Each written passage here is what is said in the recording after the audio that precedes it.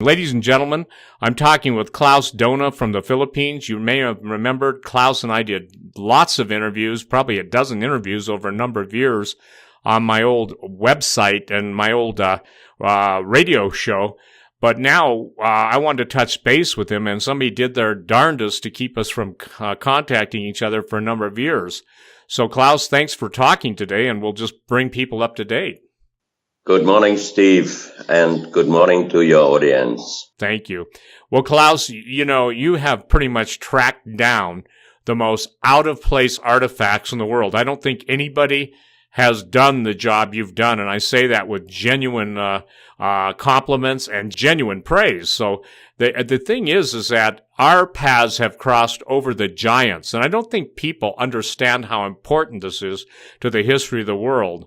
Obviously, you've been talking about it for decades. I have been talking about it, written about it. You've basically had not only expeditions around the world, but you've also had showings of your artifacts in Southeast Asia, etc. And the people out of this country seem to receive it way better than the United States or the mind-controlled archaeologists here.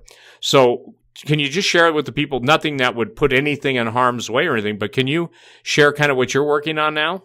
I'm researching here hidden cities and the connection to Lemuria or to the continent Mu, where the official science definitely is not believing in it, but there are so many books written about it and research is done about the so-called continent Mu. And you know that they found archaeological sites in Indonesia, and the official age dating goes already far behind the so-called flood, the story of the flood, which means at least older than 12, 13, 14, and even 20,000 years old. And at the end of this month, we have a conference in the south of the Philippines. Several speakers are coming, also the scientists who are doing the archaeological work in Indonesia. And through the technology of a good friend of mine, we found hidden cities in the jungle of Mindanao. At the moment, it is not so safe to go there, but the conference is in a very safe area, and most probably the archaeological department will assist us in the south, in Mindanao, to look for those hidden cities in the jungle. And I'm quite sure that the age of these buildings and structures are also very, very old and might have, and I think they have, to a connection to the continent Mu. That's one of the story, but there are also so many stories here about giants and little people. And in a few days, we are visiting one riverbed with petrified, huge, giant human footprints and handprints. And there are also informations about giants in the size of about 15 to 17 feet found here in the north of the Philippines. I was hired by the government of Sardar to dig up the skeletons of giants. We always carried the bones and the artifacts we found into the church, so they would make the skeletons disappear. And the church was always involved because they didn't want people talking.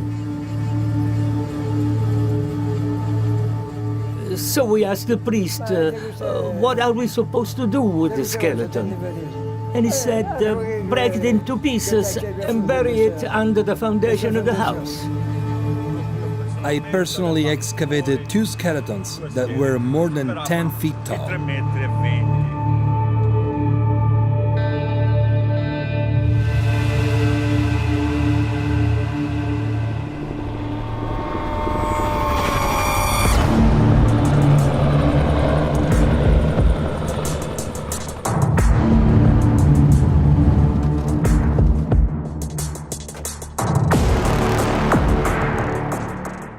happened with the Anasazi.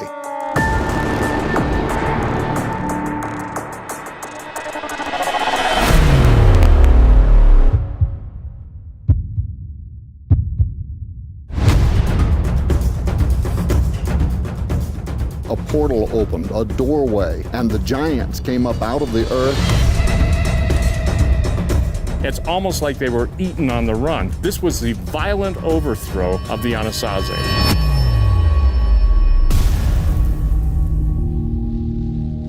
Tens of thousands of artifacts were carted off to the Smithsonian's repositories, including the bones of the giants. At the turn of the 19th century, bodies of giants were turning up all over the United States.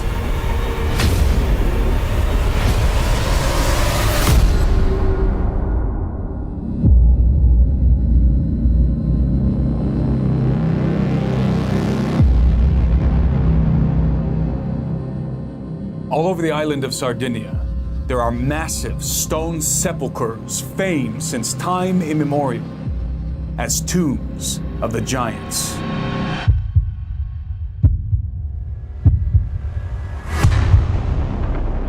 Everywhere the megalithic towers stood, the tombs of the giants were close by.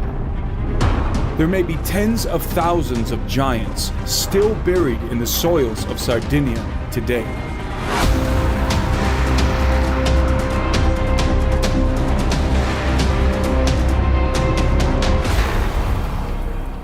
Giants are going to return to the earth, are going to rise from the dead. There is a multi-billion-dollar black market for extractable DNA from the tissue and the bones of dead giants. The stage is now set for mankind to bring about the reemergence of the Rephaim.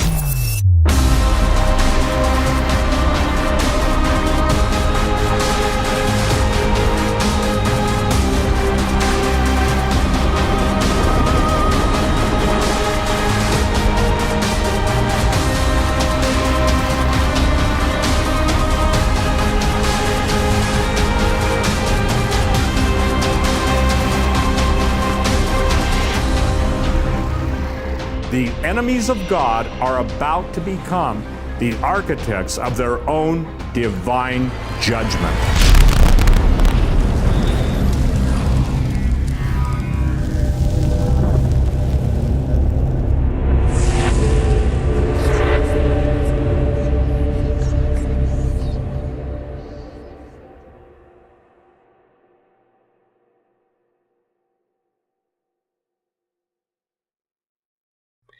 Have you talked to people that have been into the caves where a lot of the giants were, basically hiding out, and basically some were entombed in the caves?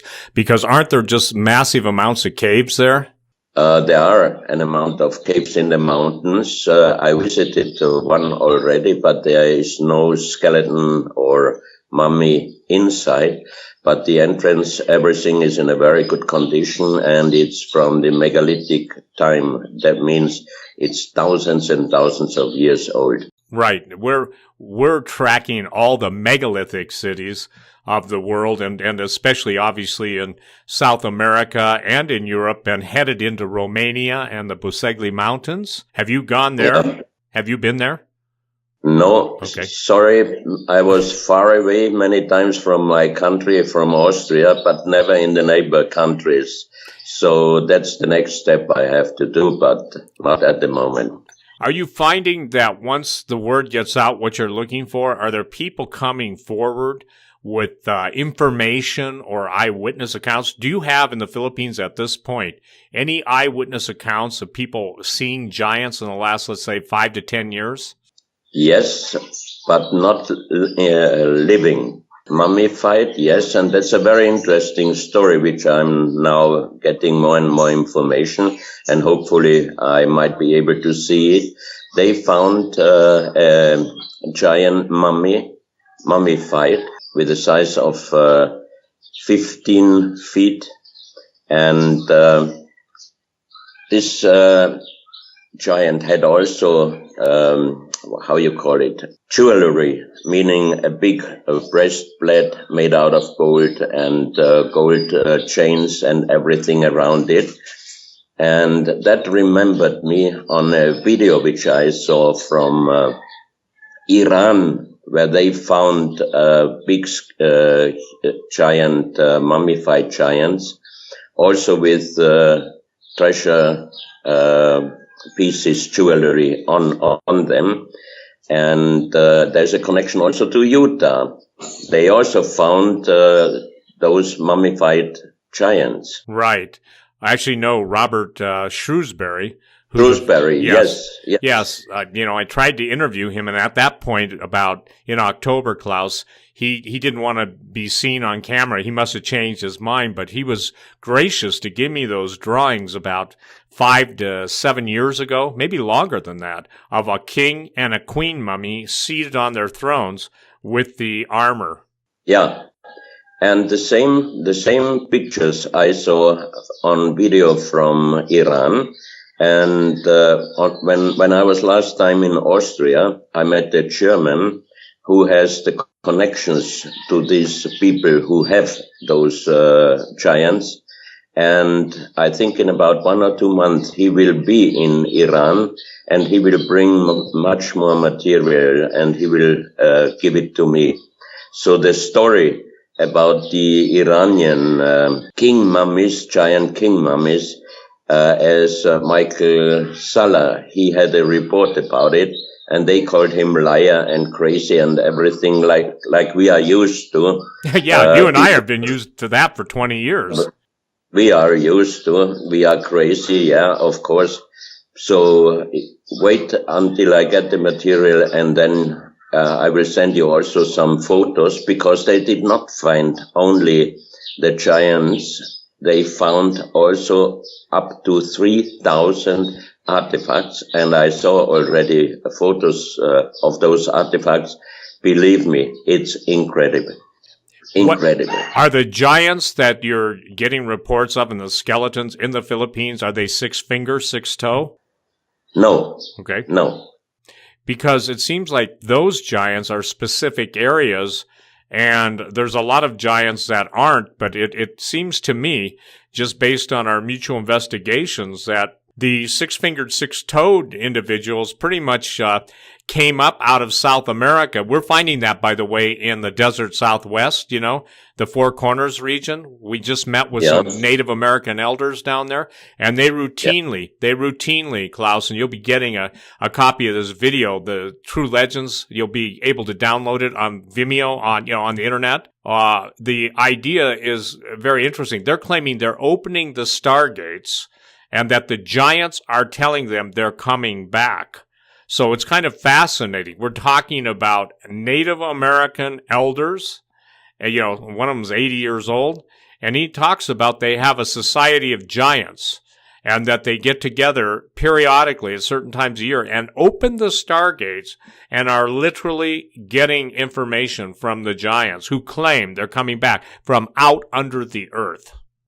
Wow. Yeah, wow. You remember when we talked years ago about Dr. Muldashev, and he went into the cave, and the giant, and this giant was in stasis, suspended animation? Yes. Yep. And he's a scientist, so he wanted to see, and the monks told him he couldn't go beyond a certain point? Nobody believed him also. No. Even he wrote the book. He is a very famous doctor. So he had a problem, and that's when he heard of the bones which I brought from Ecuador for research to Austria, of the 7.6 meter giant, which is close to 25 feet. He came to Vienna to visit me because he also needs some approval. And I think your research and my future research can help him to approve the giant really existed. When he went into Lebanon, I think he went into the Baalbek region, Persepolis, and the Russian papers carried the picture of him and the giant footprints. Did he ever mention the underground civilization that was under the surface there? No, not when I met him. No. Okay. Well, at this point, have any of the people, since you're investigating Lemuria, Mu, have anybody also, or have any of the people you've come into contact with brought up Yanguni off of Okinawa? The Yanguni, the underwater pyramids, etc.? You mean Yonaguni? Yeah, I pronounce it different, yeah. Professor Masaaki Kimura. Right. He's doing further research over there, and he found not only these structure, but also other structures under the sea level. So that means the steps there are also oversized. So that's why people say it could not be man-made, because the steps would be too big to move for normal people. But I think at that time also people might have been much taller than in our days. Oh, the yeah. Japanese. Same thing in Peru, Ollantaytambo, the Sacsayhuaman, some of those areas, the stairs. I mean, it has to be for an oversized individual. Same thing in Turkey at Nemrat Dağ, the steps are just not human-sized steps. I can send you pictures from the megalith site I found here on the Philippines, also with big stone steps, which means oversized. So the story of the giants is reality. We've searched our mutual research. I think I've been at this 40 years. You've been at it, I'm 65. How old are you now? 68. Okay. Well, good. That's a good thing, because I'm younger and I can learn from my elder. But the thing is that, I see, and I think I would ask you, do you see a converging all this? Very soon, it's going to be undeniable that the giants were real, that the megalithic structures and the megalithic cities and monuments were all built by them. And you've had hassles. The authorities, have made it difficult for you at times. But how long will you guess it is? This is just a wild guess, Klaus. Nobody's going to hold you to it. But, it seems to me like things are building to a climax. I mean, there's going to be so many things found that they cannot deny it or excuse it away. Exactly. I think it doesn't take much more time until the truth is out. Right. Because too many informations. As you did visit, you talked about Sardinia. There are other places all over the world. I mean, it's just, it waits until understood by even the scientists. Some of them, they believe, especially here, people are very open and they are willing to cooperate. And I think if we can get out some real findings from here, especially about the hidden cities, maybe they are connected with giants.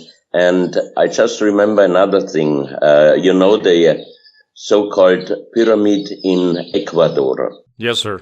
Manuel Palacios, he was in the jungle in the Yanganatis, and there's a stone structure which looks exactly like a pyramid. And he informed the government, and they sent out some archaeologists and geologists just for a few hours visiting the place, and they decided it's natural, so it's not a pyramid. So Manuel asked me if I can cooperate with him and ask my German friend with his technology, doing a scan over this area. And you know what we found? We found 3 pyramids, and they are connected with a huge underground tunnel system. That means in the jungle of the Yanganati, you have stone pyramids, and some researchers found oversized stone axes and stone working tiles, also exactly pointing out that giants lived there and were in connection with the pyramids. But then think about the age of it. If there lived giants, and especially in an area where today it's a wild mountain area and jungle, there are 3 stone pyramids. How built them? How many thousands of years ago? We are talking really about long, long time before. And that's one of the places I would like to go maybe at the end of this year or next year from the Philippines, because one gentleman, a very influential and important person of Ecuador, is willing to help me to do an expedition to the area and a real research on the spot. And I'm sure it's connected with giants again. Yeah, it's all connected to giants. I don't know if Tim told you this, but do you remember Fawcett and his expedition to find El Dorado, or the lost city of Z in Brazil? Exactly. Fawcett, yes, Yep. in the 1920s. Yes, sir. Well, basically, there have been reports now, Klaus, of live, L-I-V-E, animate giants. But what's interesting, blonde-haired and blue-eyed. Now, why that's critical is there's only one place in Peru, okay, that has blonde-haired, blue-eyed people, or that genome, and that's in Chachapoya, okay? So, listen to this. And you know that there's over 125 people that disappeared in that area trying to find Fawcett after that. But according to legend of both El Dorado and what he called Z, the city of Z, the pyramids were coated in gold, okay? And so all the myths and legends, as you know and I know, they all go back to a golden age, pun intended, before. We're talking 20,000. We're talking maybe hundreds of thousands. For instance, the Sumerian Table of Kings, you've seen it. After the flood, normal king lives. Before the flood, Noah's flood, the biblical flood, there are guys that lived to be and reign for 60,000 years, and they were all giants, because those are the guys seated on the throne with the little people in front, you know? Yeah. So I want to get you to back up. Now, isn't it interesting? The giants are always in the same area as the little people. What's the size of the little people that you're investigating over in the Philippines at this time? It's about a little bit over 1 foot. 1 foot? Yeah. And if I might put everybody in remembrance, Klaus was the one that broke the story about the Atacama little alien. And you remember that? Oh, yeah, that was already 2004. 2004. And so I wrote a book, Klaus, called Little Creatures, okay? And what I found, just like in Hawaii, they call them the Menhuni, there is no place on the planet that I've investigated giants that doesn't also have a corresponding legend and historic accounts of the little people. Exactly. And so it's kind of funny. You and I are now, again, 2 decades, maybe 3 decades into our mutual research. And on one hand, we're dealing with giants. And on the other hand, they can't deny the little people. I'm talking about people smaller than the hobbits in Indonesia, you know? Yeah, that's what they are talking here, 1 foot. Yep. And there's a famous healer here in the town where I'm living now.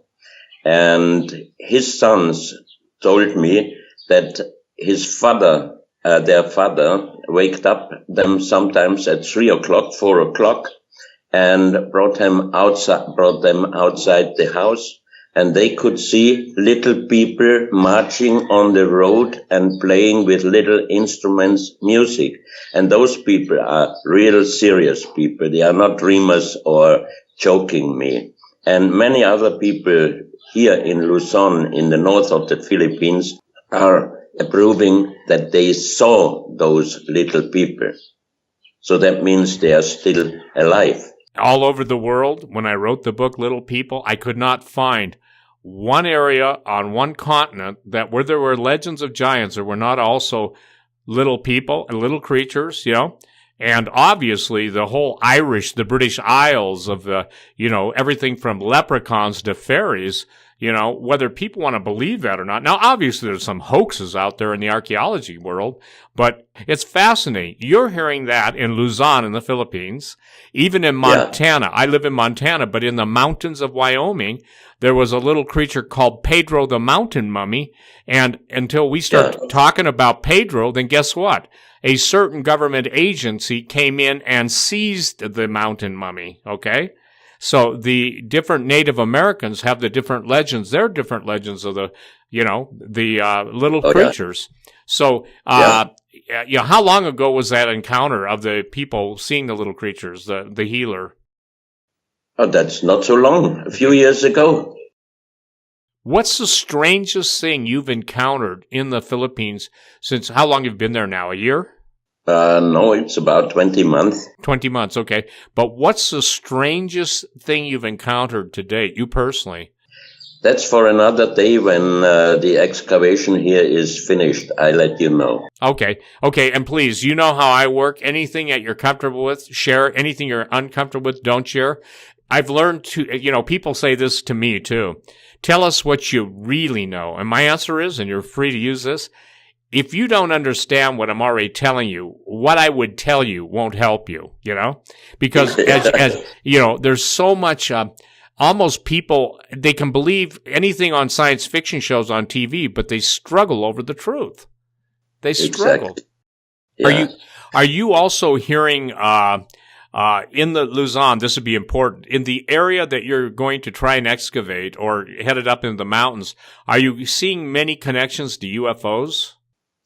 I heard many stories about many.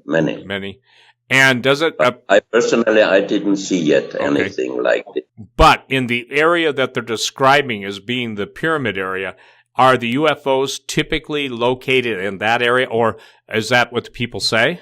Or is it just broader than that? Strange thing is that there are gold mines. They are gold mining in the mountains. And around this area, there are many of the sightings. And there are stories, legends that the Japanese buried amounts of gold here on the Philippines and all these stories, Yeah, I used to get called by the people showing the same Marcos gold bar that, for 100,000, they'll cut me in on 100 million. Well, I'm here to tell you people that, that part of the story is false. I would guess that the United States and the occupation got whatever Marcos had hidden. But I'm talking about the old gold.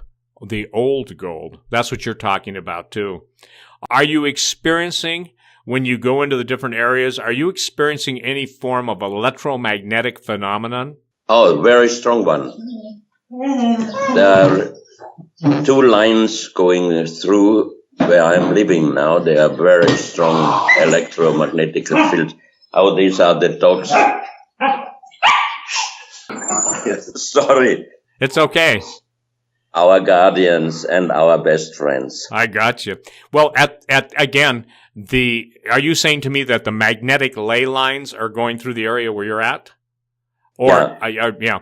And in all the rumors that you've investigated and all the people you've talked to, what seems to be the tallest giant or the biggest skull? Because when Timothy Alberino was in Peru, they brought him into the library of old archives, the conquistadors, the 1570s, and they made the statement that a standard rapier, which is, I think has a 42-inch blade from the tip to the hilt, would go through the eye socket and just barely touch the back of the skull.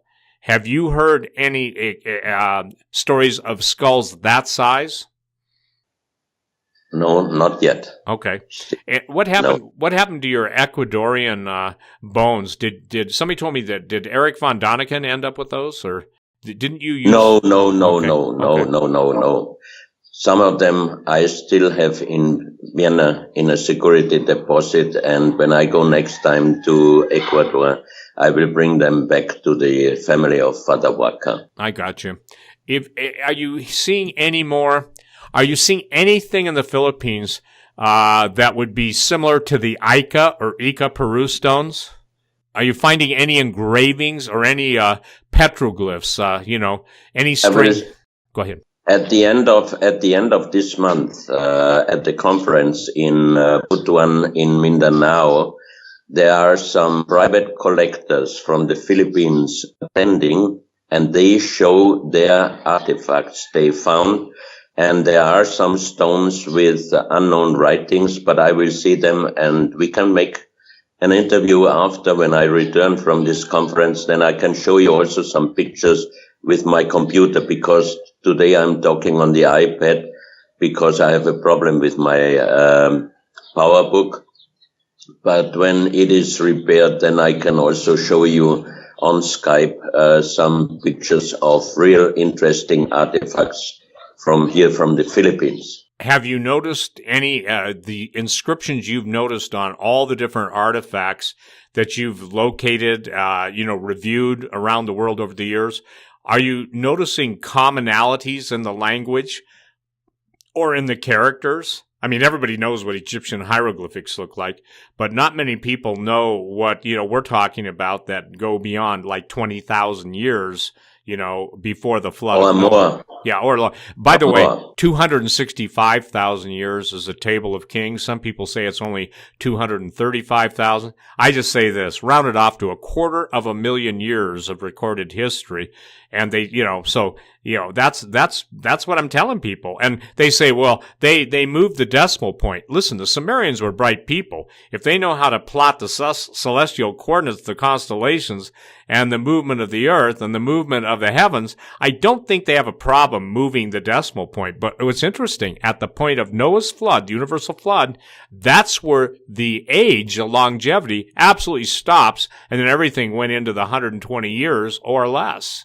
So the Table of Kings, Sumerian Table of Kings, is absolutely, in my opinion, authentic. The periods of the king's reign is authentic, and you can't claim that these are the brightest people in the world. No, somehow they made a mistake by moving their decimal wrong prior to a certain point in history. So, the thing that I'm interested in has the professor at Yanaguni, what's his name again? I'm sorry. Masaaki Kimura. Has he been able, from all of his dives and all of his investigation, has he been able to isolate any form of symbols or any form of geometric that would indicate a language?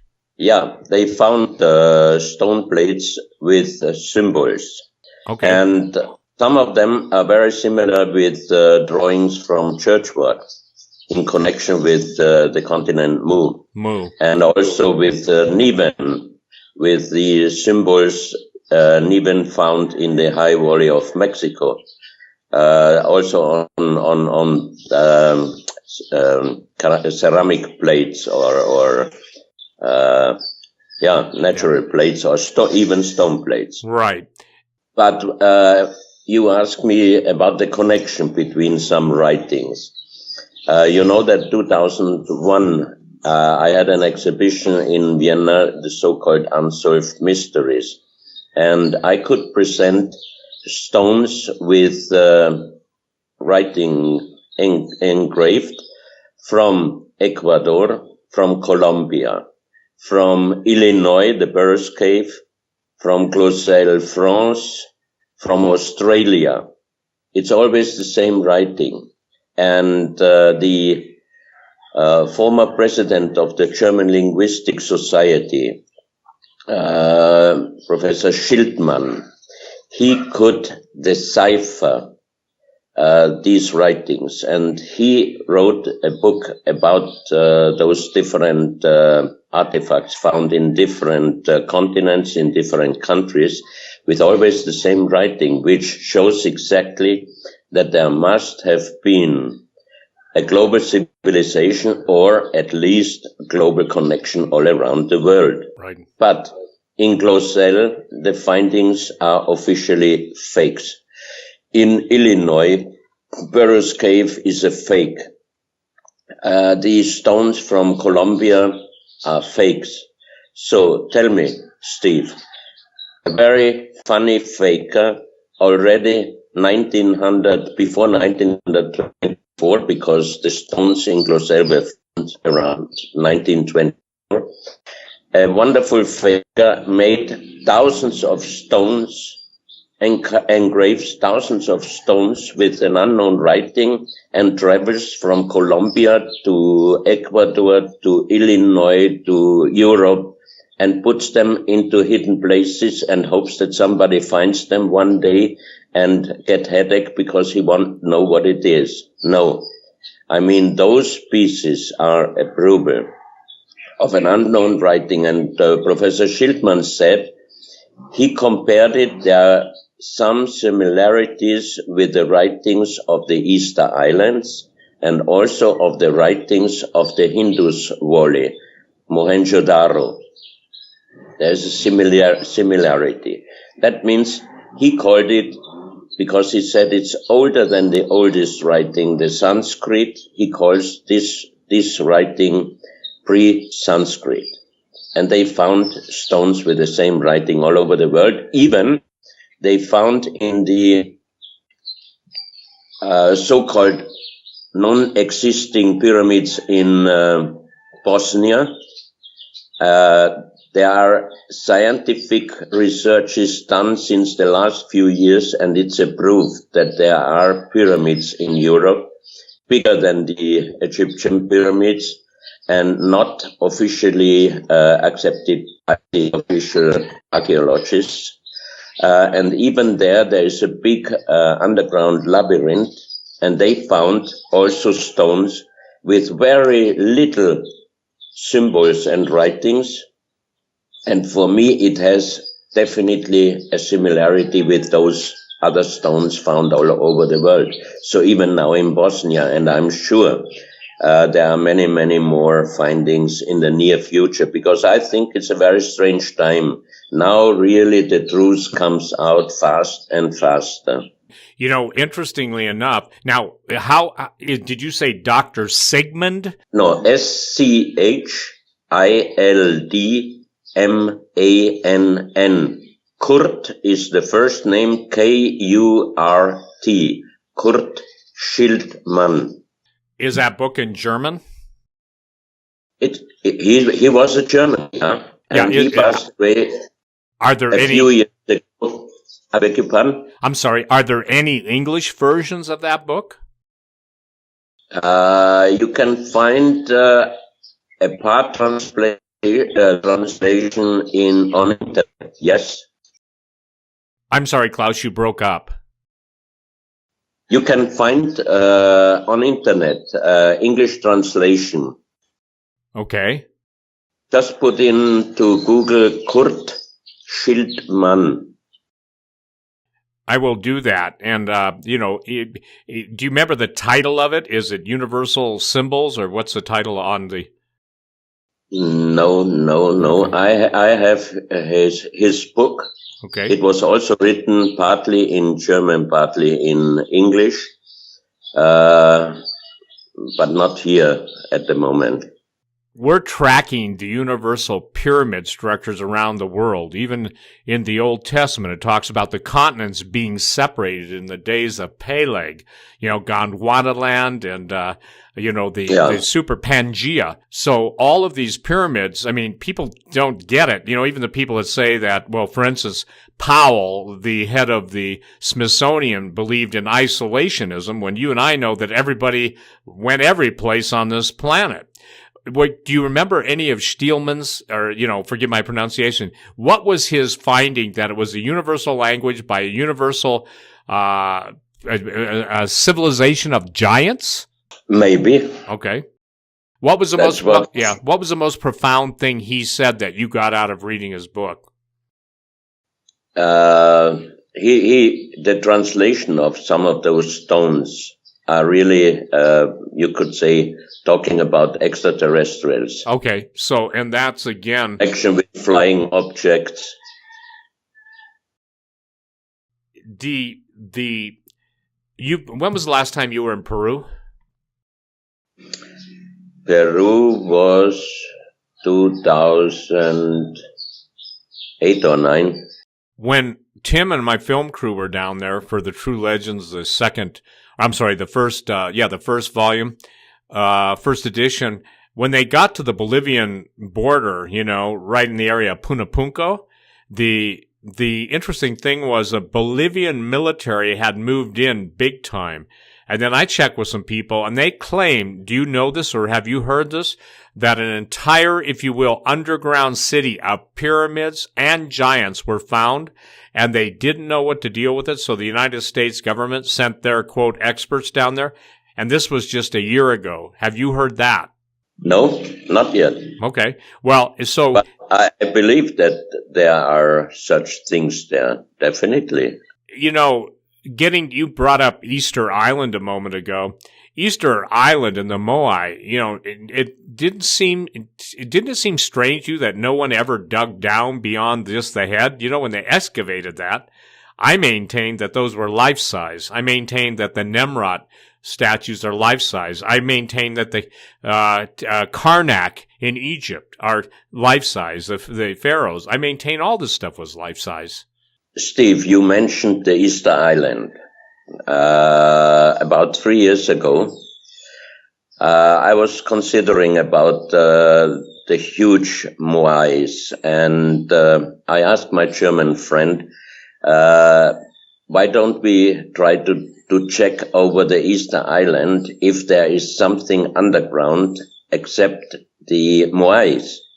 And he did a scan over the area with his technology, and always behind, in a certain distance behind those moais, he found an underground cave, because he found bones, he found precious stones, and he found gold. That means definitely graves. Very deep underground, but also the excavations of some of the moais are going really deep under the earth. So, then I was remembering the book of Thor Heyerdahl, the Norwegian researcher. And I took his book from 1956. He did the first scientific expedition to the Easter Islands. Right.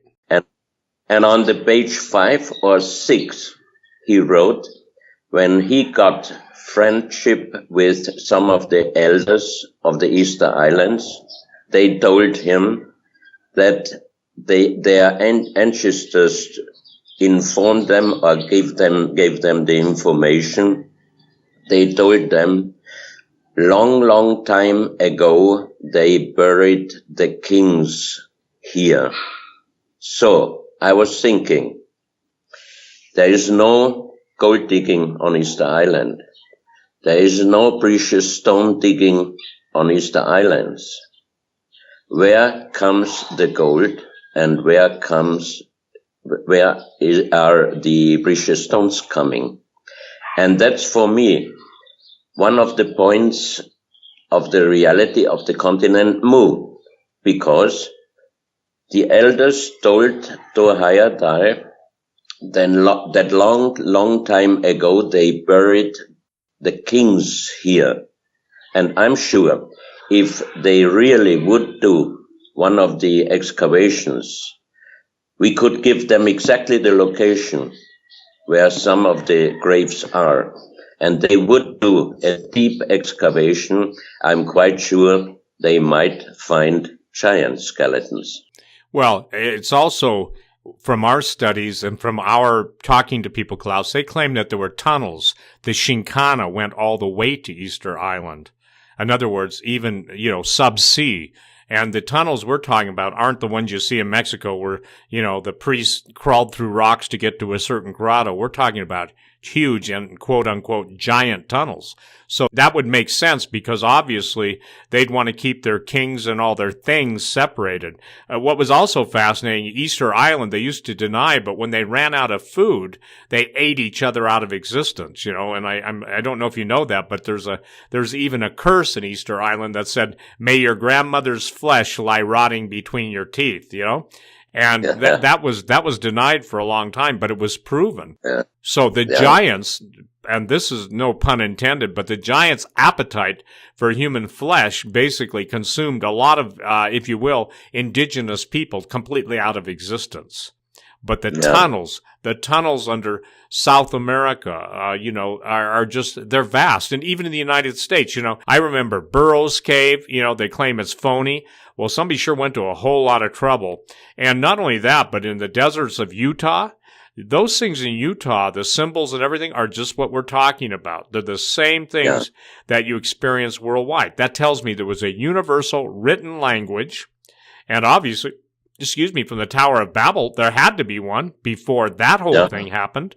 And it was interesting. After Babylon and the scrambling of the languages on earth, whether people want to believe or not, everything changed, and so did the writing, whether it was Sanskrit or, even pre-flood and pre-judgment of Babylon, the writing changed. And it seems like the writing changed at the same time the continents separated. Fascinating. Yeah. Well, at this point in your life and your career, what's the ultimate goal that you want? If you look back over your life, and I'd ask myself the same question, what do you want people to really come to grips with? Not just giants, not just ancient civilizations, but what do you, Klaus Dona, want people to know, understand, and get a grasp on? I think I would ask the science and all the people to learn and study more the past.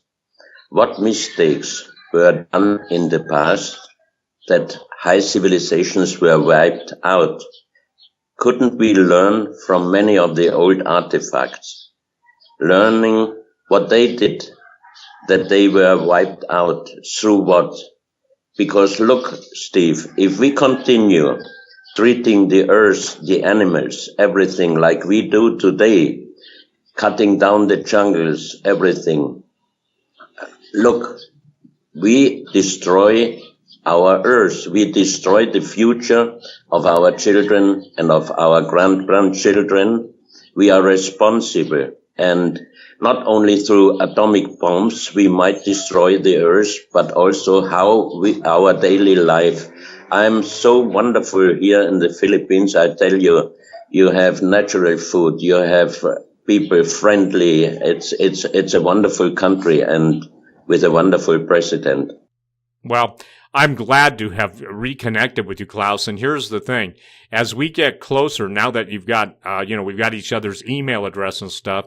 If it works out for you and works out for our film crew that will be down in your area, I'd love for you to come along and, obviously as our guest. And I think you would appreciate it. And I won't say on this, interview with you what it's all up, but I think it will make Klaus Dona go, wow, that is worth going to.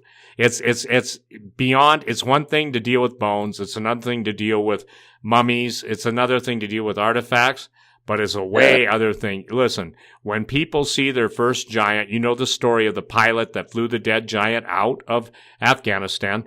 We're getting reports at this point of live giants. And also, we're connected in now with the whole redo Fawcett's expedition. But I tell people this. I said, you don't realize, and I would like to thank you for your efforts, your cutting edge efforts. You've been on the cutting edge. And many of the things that I've written about, talked about, spoken about, always go back to you. Even when I explain the Dr. Muldashev's story, which incidentally lines up with the Dulce alien war stories under Dulce, New Mexico, and the secret base there. Dr. Muldashev couldn't go beyond a certain point. The people there couldn't go beyond a certain point. When they did in Dulce, they were all wiped out. They were torn to pieces by the giants that are still alive under Dulce. Yeah. You mentioned Mexico. A few years ago, I was the first one who received photos from artifacts where you have extraterrestrials on them and also UFOs and everything. And I was the one, you remember our past interviews, I told you I won't talk about extraterrestrials and UFOs as long as I don't have any information, real approval. And I got the first pictures, and I presented some of them together with Nassim Haramein in a conference in Germany. And I asked to the audience, no photos, no video, please. But someone did a video, and he was putting it into internet. You won't believe the shitstorm. Even the UFO freaks called us liar and everything. But the good thing, every bad thing has always a good thing. When this video was on internet, suddenly I got emails from Mexico, from other provinces, from indigenous people writing me and sending me photos. Look, we have such pieces already since centuries in our families. That means there is something going on in Mexico concerning those artifacts. We did, Nassim did age dating on 2 stone masks, which were glued with semi-precious stones with natural glue, and the age dating goes up to 8 and 14,000 years. And I can send you some photos of those pieces. When I saw first time the first pictures, I thought that's a hoax, because they were too good to be real. And in the meantime, we know those pieces are really real. And I was talking already 2003 after my visit to Teotihuacan. I got the information from the former director of the archaeological department, Nestor Paredes. He told me that he found in a tunnel between the Sun to the Moon pyramid, he found a stone box filled with liquid mercury. When I told this in some of the interviews, people were laughing about me and I was a liar and stupid crazy. But 2 years ago, the Mexican government announced that the research on an underground tunnel, which goes under the Quetzalcoatl pyramid in Teotihuacan, they also found liquid mercury. And you know the stories of the Vimanas Right. in the Plata, that they were using mercury for the possibility to fly. And now they find thousands of artifacts showing UFOs engraved in stones and extraterrestrials, and they found liquid mercury. So what's going on? I mean, now I'm also interested in the stories, not only about giants and little people, but also about the stories if there might have been visitors from outside already in the past. And I'm quite sure that happened. Well, I am too, and we're focusing our research on, stargates, and the stargates are worldwide the symbol of the spiral, the legends associated with the spiral, the aliens, quote, coming through the stargates. What's fascinating about the liquid mercury is the Indian government, when they went to, and I'm talking, India's got some very, very smart scientists, okay? And you know this, that they presented a paper from ancient Sanskrit, and they actually have the instruction books on how to build the Vimana, how to fly the Vimana, how to fuel the Vimana, and it all centers around mercury. And I'm not talking the planet, I'm talking liquid mercury. So it's fascinating because even when Hitler, I wrote a new book called Empire Beneath the Ice, How the Nazis Won World War III, and I'm sorry, World War II. Probably World War III too, but the point is that Hitler was using liquid mercury as also a propellant. Now, it's not just mercury you dump in a machine and you go. You've got to know how to use the, additional compounds. But isn't that fascinating? They were using liquid mercury for the bell, activating the bell. There was a special liquid, a mixture, but the main part was liquid mercury. And I think Joseph Farrell wrote about a book about the bell.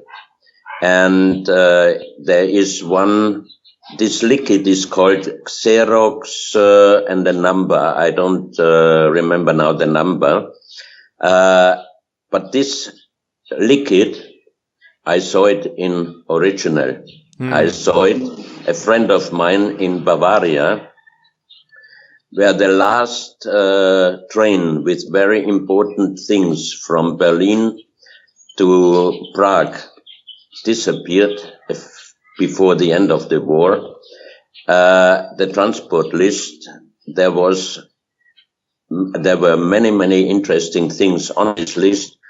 One, for example, one crystal skull, which was owned by Himmler and which was found by the SS archaeologist who was working to find more out about the Knight Templars and the Kataras.